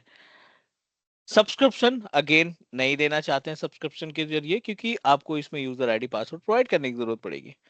दूसरा है स्टोरेज अकाउंट आर सर्विसेज, तीसरा है ब्लॉब आर डायरेक्टरीज, चौथा है ADLS जिसको हम एज्योर डेटा लेक के नाम से जानते हैं, file share, queues and table, ये सारे सर्विसेज आपको मिल जाएंगे। अगर आप सेपरेट कनेक्टिविटी करना चाहते हैं तो सेपरेट ऑप्शन दिखाई पड़ रहा है। अगर आप चाहते हैं कि सारे ऑप्शंस दिखाई पड़े, अगर आप चाहते हैं सारे ऑप्शंस दिखाई पड़े, so you can say that we are going to proceed with the second option, जो second option दिखाई पड़ रहा है।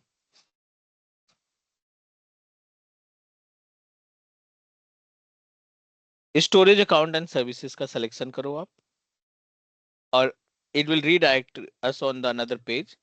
कनेक्शन स्ट्रिंग पहला ऑप्शन, शेयर्ड एक्सेस सिग्नेचर दूसरा ऑप्शन, और तीसरा ऑप्शन है सबसे कॉमन वाला जिसमें हमें अकाउंट नेम और की को ट्रांसफर करने की जरूरत पड़ेगी। स्टोरेज अकाउंट नेम और एक्सेस की जो हमने स्टार्टिंग में डिस्कस किया था, ये दोनों इंफॉर्मेशन हम उन लोगों के साथ शेयर करेंगे, उन कस्टमर के साथ, उन यूजर के साथ शेयर करेंगे जो अपना डेटा क्लाउड पे रखना चाहते हैं। सिंपल सा फंडा है। I am just going to copy the information. पहले ऑप्शन पे चलते हैं, नेक्स्ट पे क्लिक किया। आप यहाँ पे डिस्प्ले नेम अपनी मर्जी के अकॉर्डिंग रख दो, तो हम क्लास हाइफन स्टोरेज रख रहे हैं, क्लास हाइफन स्टोरेज 1988 के नाम से डिस्प्ले नेम हमने रखा, और इसी से मिलता जुलता हमारा डिस्प्ले स्टोरेज अकाउंट का नेम भी है, और अकाउंट की जो एक्सेस की है वो हम सर्च करेंगे। Let's try to understand about how it's look like. Storage account पे जाओ, आप पोर्टल पे जाएंगे, पोर्टल पे जाने के बाद ये कॉपी कर लो सबसे पहले। We just need to copy the storage account name, और अब बारी आती है एक्सेस की कि where is my access key, how we can find the access key. तो एक्सेस कीज के लिए इसी स्टोरेज अकाउंट की प्रॉपर्टीज पे आपको एक्सेस कीज का भी एक्सेस मिल जाएगा, right. An number of options are available. ये हमारे पास स्टोरेज सर्विसेज हो गई। आप आएंगे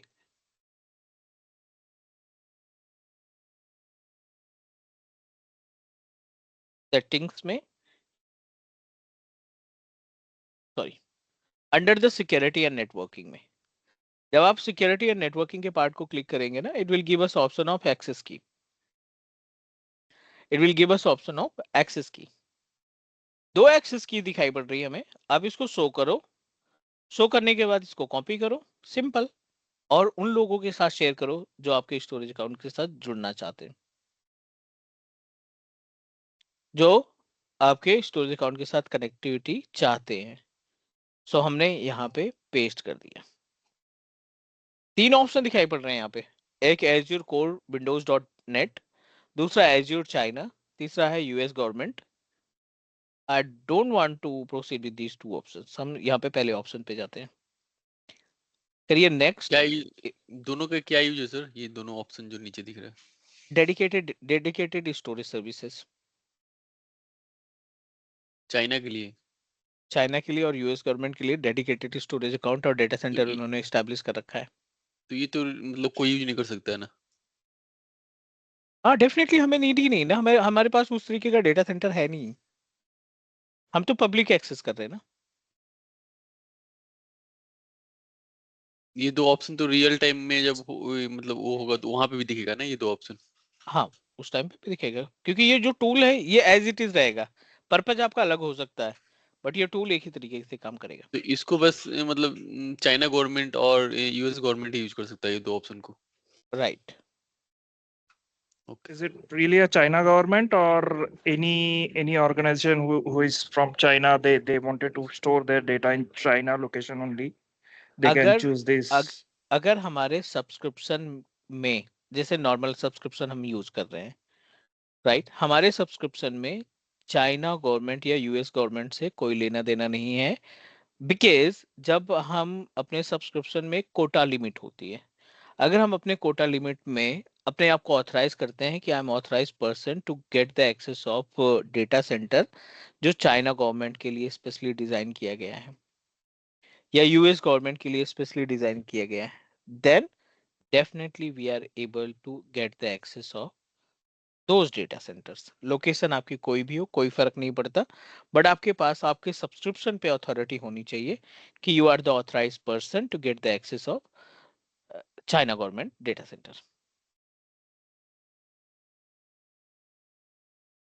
नहीं, मेरा क्वेश्चन ये है, is it only specific to the government or non-government organization also? Like Chinese organization have these specification, they want to store their data in China location only. So can नहीं, they select this Azure China? yeah, they can select the Azure China, but US government is a Yeah, set up a data that is center specific for to the separate. government. Correct. I'm asking But about the China. applicable for everyone. Okay, thank you. Proceed with next. Everything is okay. ये display name हो जाएगा. This is the account name. This is the key that provided by Azure Administrator. ये key को Azure Administrator ने provide किया, तो same key हमने use की connectivity के लिए.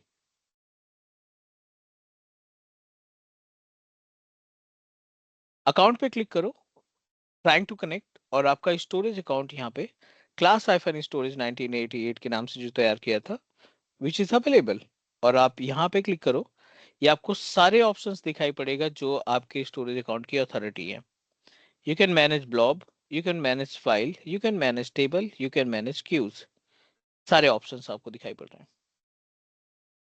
I'm going to use parallelly both the wizard. Parallelly both the wizard in the sense. अब आप देखिए, I'm just going to open the storage वाला पार्ट, और इसमें कंटेनर पे क्लिक करते हैं. जीरो कंटेनर पोर्टल पे भी है, और हम यहाँ पे इस पर्टिकुलर सॉफ्टवेयर में भी. यहाँ पे तो एक दिख रहा है ना सर. हेलो,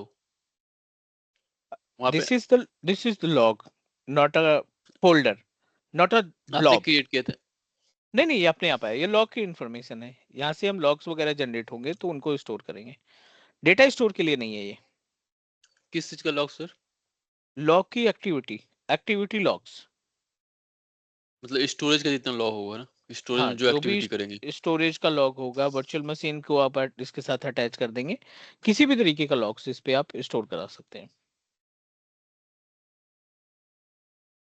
अब हम यहाँ पे कंटेनर बनाएंगे, not from the portal, by using on premises. अब आप जाइए ब्लॉब कंटेनर में, राइट क्लिक करिए, और यहाँ पे एक ब्लॉब कंटेनर बना लो. नाम दे देते हैं Azure डेटा. ये हमने फोल्डर बनाया, मतलब कंटेनर बनाया, रेडी हो गया. ऑन प्रोमाइसेस से बनाया, कस्टमर ने बनाया और ऑथराइज कर दिया कि भाई जो मुझे रखना है हम इस पर्टिकुलर फोल्डर में या कंटेनर में रख सकते हैं. पोर्टल पे आओ, आप इस पेज को रिफ्रेश करो, आपका फोल्डर यहाँ पे रेडी है.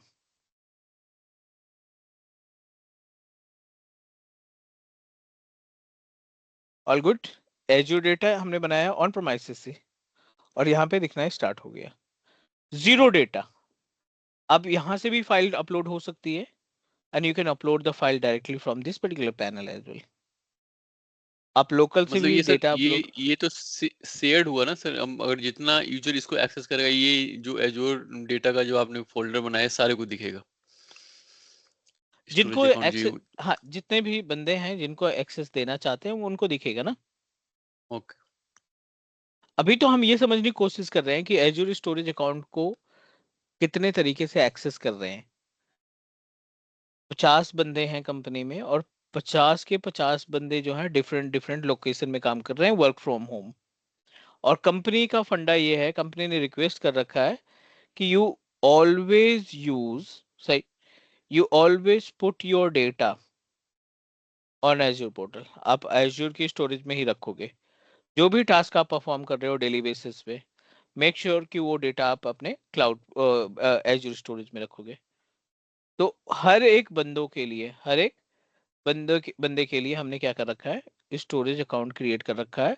सॉरी, नॉट स्टोरेज अकाउंट, एक ही स्टोरेज अकाउंट में मल्टीपल फोल्डर क्रिएट कर रखे हैं, और उन सभी फोल्डर का एक्सेस उन यूजर्स को असाइन कर रखा है. जो भी डेटा वो एक्टिविटी करेंगे उसी में आप अपलोड करते जाएंगे. क्लियर?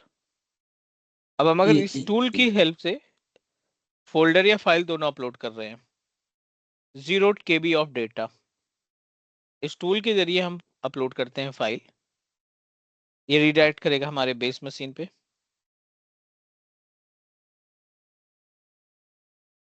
यहाँ पे एज्योर हम लोग को जो चार्ज करेगा वो आपको मतलब कितना कंटेंट है स्टोरेज के अंदर उसके हिसाब से, या स्टोरेज साइज के ऊपर से, जो जितना भी हम लोग स्टोरेज एलोकेशन किया है? चार्जेस बेस्ड, डेफिनेटली एक तो ये रहेगा कि आप कितना डेटा अपलोड कर रखे हैं, साइज क्या है डेटा का, ठीक है। और हम्म। दूसरा टाइप ऑफ डेटा आपने कौन सा अपलोड कर रखा है, एक्सेस टियर के ऊपर डिपेंड करता है। एक्सेस टियर मतलब कि हॉट टियर है, कूल टियर है, हम्म। आर्काइव टियर है, कोल्ड टियर है, मेन तो उसी हम्म। एक्सेस टियर के ऊपर डिपेंड करेगा। ओके। चलिए बेस मशीन से हम कुछ यहाँ पे अपलोड करते हैं कुछ डेटा।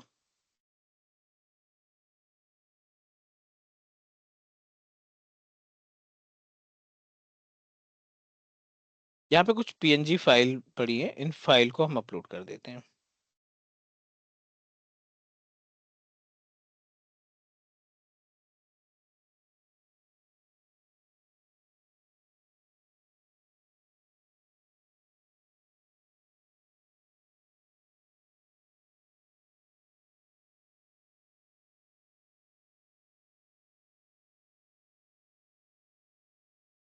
सारा डेटा अपलोड हुआ और अनफॉर्चुनेटली जो डेटा का टियर है ना, अब देखो सेकंड नंबर पे एक्सेस टियर है, वो हॉट में जा और रहा है, क्योंकि आप स्टोरेज अकाउंट क्रिएट करते समय ही डिसाइड कर लिया था कि बाय डिफॉल्ट सारे डेटा हॉट में आएंगे, फिर हम उनको अपने अकॉर्डिंग चीजों को मैनेज करने का काम करेंगे।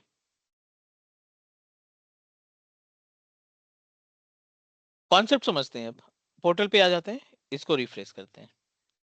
जो डेटा आपने अपलोड किया वो सारा डेटा यहाँ पे भी दिखाई पड़ रहा है, एक्सेस टियर आपका हॉट दिखाई पड़ रहा है। केबी में डेटा बहुत ज्यादा नहीं है, केबी में डेटा है, डेटा की साइज को अपने अकॉर्डिंग इंक्रीज कर सकते हैं। अब दूसरा इंपॉर्टेंट पार्ट, अब ये जो डेटा अपलोड कर रहे हैं इनकी maintenance, maintenance in the sense कि इनको सही कैटेगरी में रखना। सही कैटेगरी में रखना in the sense I am talking about कि क्या इनको हॉट टियर में रखना जरूरी है, क्या इनको कोल्ड टियर में रखना जरूरी है, क्या इनको आर्काइव में ले जाना है या कोल्ड में रखना है, ये समझना हमारे लिए सबसे ज्यादा इंपॉर्टेंट है। So what you need to do, you always discuss with the client. आपको हमेशा क्लाइंट से डिस्कस करना पड़ेगा कि the data that you are trying to upload, the data that you are trying to upload, उस डेटा का बेसिकली फॉर्मेट क्या है, आप सॉरी उनका यूसेज क्या है, कितनी फ्रीक्वेंसी में आप उसका इस्तेमाल करोगे। You are going to download on daily basis, you are going to download like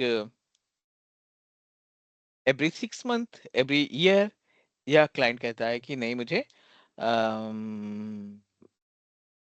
data तो चाहिए बट आई डोंट नो कि मैं कब इसको डाउनलोड करूंगा, हो सकता है 1 साल बाद, 2 साल बाद, 3 साल बाद, ठीक है। सो ऐसी सिचुएशन में हमारी रिस्पॉन्सिबिलिटी बनती है कि we need to identify the format. अब मैं आपको हॉट टेयर के बारे में बताता हूँ, not not hot tier, tier के बारे में आपको थोड़ा सा गाइड करता हूँ, ठीक है।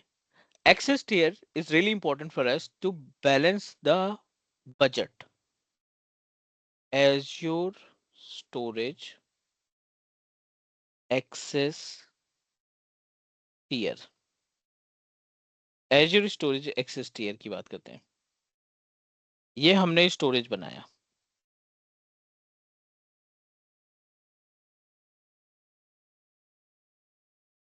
और ऑन प्रोमाइसेस से, डेफिनेटली ऑन प्रोमाइसेस से ही डेटा अपलोड करेंगे।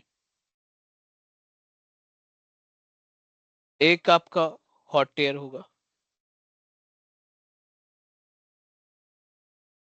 एक अपने पास होगा हॉट टेयर,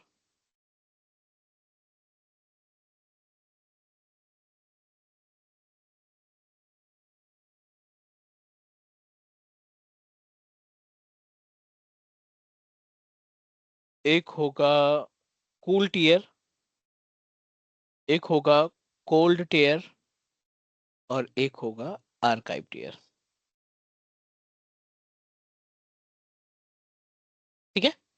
ये 4 टियर आपको मिल जाएंगे देखने को।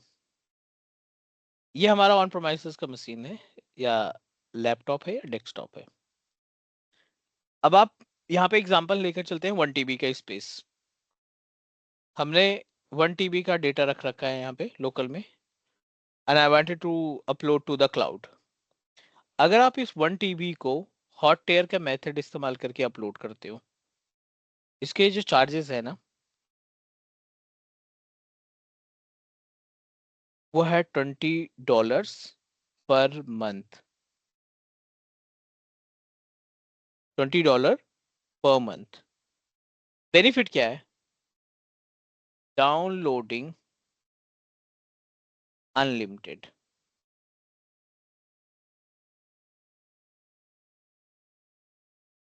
Free downloading unlimited. आप कितनी भी बारी डेटा को डाउनलोड कर सकते हैं, सिर्फ आपको $20 देने हैं। दूसरा, अगर आप यही 1 TB डेटा कूल टियर में रखते हैं, इसका जो चार्जेस आपको देना पड़ेगा वो $10 देने पड़ेंगे पर मंथ। लेकिन अगेन $10 आपको पे करने पड़ेंगे पर डाउनलोड। आपको डाउनलोड का भी उतना ही चार्जेस देना पड़ेगा जितना कि आपने स्टोर करने का रखा है।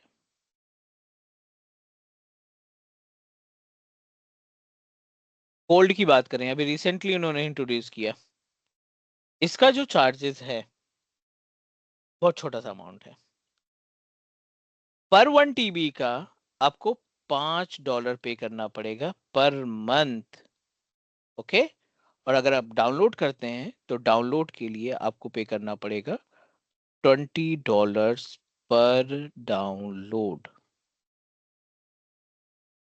लास्ट आया आर्काइव। आर्काइव का कॉन्सेप्ट ही अलग है। आर्काइव में 1 TB स्पेस के लिए आपको सिर्फ $2 पे करने पड़ेंगे पर मंथ। हर महीने सिर्फ $2 पे करने हैं 1 TB के डेटा के लिए।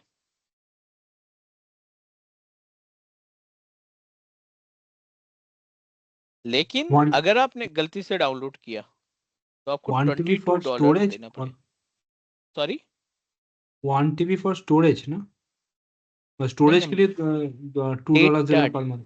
Data data data data. Okay,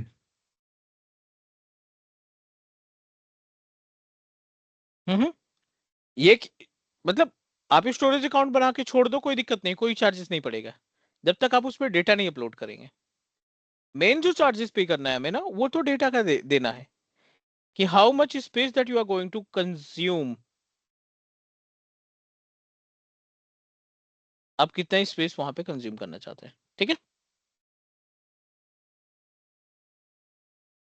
Everyone please confirm about the concept of archive, hot tier, cold tier, क्योंकि इस पे जब भी आपको प्रोजेक्ट मिलेगा ना कॉस्ट ऑप्टिमाइज का, तो आपको वेरीफाई करना पड़ेगा डेटा किस फॉर्मेट में रखना था और हमने डेटा को किस फॉर्मेट में रखा है। These all the things that we need to keep in our mind. जितनी बार भी डाउनलोड करेंगे हर बार ये $20 या तो $10 देना पड़ेगा। Every time पूरा डेटा। अगर आपने 1 TB करके 5 टाइम अब डाउनलोड कर लिया, ओके 1 TB करके 5 टाइम डाउनलोड कर दिया, तो आपके $100 ऐसे ही बन जाएंगे। And let's say वो I charge don't down, let's say like part of data मैं download कर रहा हूँ like 500 MB, तो कैसे चार्ज होगा वो? कैलकुलेट अच्छा, कैलकुलेट करके ही, ओके कैलकुलेट कर लेंगे, वो डिवाइड कर देगा उतना। Okay okay, got it.